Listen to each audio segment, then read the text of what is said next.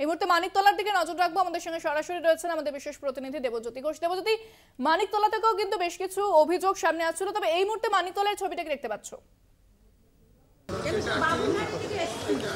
দেখো, ত্রিস্তরীয় নিরাপত্তা ব্যবস্থার মধ্য দিয়ে মানিকতলার বিধানসভার উপনির্বাচন হচ্ছে। এখানে এই যে আমরা স্কুলটাতে রয়েছি, এটা হচ্ছে মানিকতলা হাই স্কুল। এখানে 5টি বুথ রয়েছে এবং দেখো একেবারে কেন্দ্রীয় বাহিনীর পাশাপাশি রাজ্য পুলিশের অফিসারও রয়েছেন। এখানে 12 জন কেন্দ্রীয় বাহিনীর জওয়ান রয়েছেন এবং 5 জন কলকাতা পুলিশের জওয়ান রয়েছেন। অত্যন্ত গুরুত্বপূর্ণ একটি বিধানসভা কেন্দ্র। যে 4টি উপনির্বাচন হচ্ছে তার মধ্যে সকলের নজর রয়েছে এই বিধানসভা কেন্দ্রে।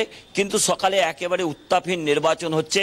ভারতীয় জনতা পার্টির যে প্রার্থী রয়েছেন কল্যাণ চৌবে, তিনি এখনো পর্যন্ত বাড়ি থেকে বেরোননি। তৃণমূল কংগ্রেস প্রার্থী সুপ্তি পাণ্ডেও তিনি তার বাড়িতেই রয়েছেন।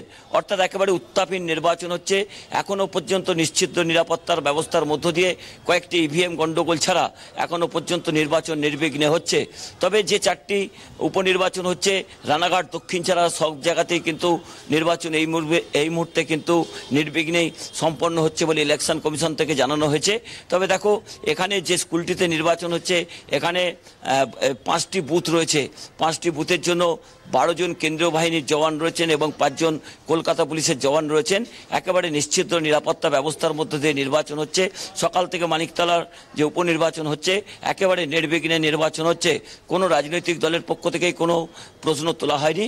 তবে ভারতীয় জনতা পার্টির পক্ষ থেকে নির্বাচন কমিশনে একটি অভিযোগ জানানো হয়েছে যে নির্বাচনকে প্রভাবিত করার জন্য বেশ কিছু জায়গাতে গতকাল রাত্রে তৃণমূল কংগ্রেসের পক্ষ থেকে ভয় দেখানো হয়েছিল বলে তারা দাবি করেছেন। তবে তৃণমূল কংগ্রেস তা নস্যাৎ করে দিয়েছেন। তবে একেবারে উত্তাপহীন মানিকতলার নির্বাচন হচ্ছে। তবে কোনো রাজনৈতিক দলের পক্ষ থেকে বড় কোনো অভিযোগ কিন্তু এখনো পর্যন্ত নির্বাচন কমিশনের কাছে করা হয়নি। এখানে যে নির্বাচন হচ্ছে, এখানে কিন্তু মূল লড়াই কিন্তু বহুমুখী প্রতিদ্বন্দ্বিতা হলেও মূল লড়াই কিন্তু তৃণমূল কংগ্রেস প্রার্থী সুপ্তি পাণ্ডের সঙ্গে ভারতীয় জনতা পার্টির প্রার্থী কল্যাণ চৌবে। অন্যদিকে বাম কংগ্রেস জোটের পক্ষ থেকে রাজীব মজুমদার তিনি প্রতিদ্বন্দ্বিতা করছেন। রাজীব মজুমদার সকাল থেকেই কিন্তু বিভিন্ন বুথে ঘুরছেন। তিনি বেশ কিছু জায়গাতে অভিযোগ করেছেন।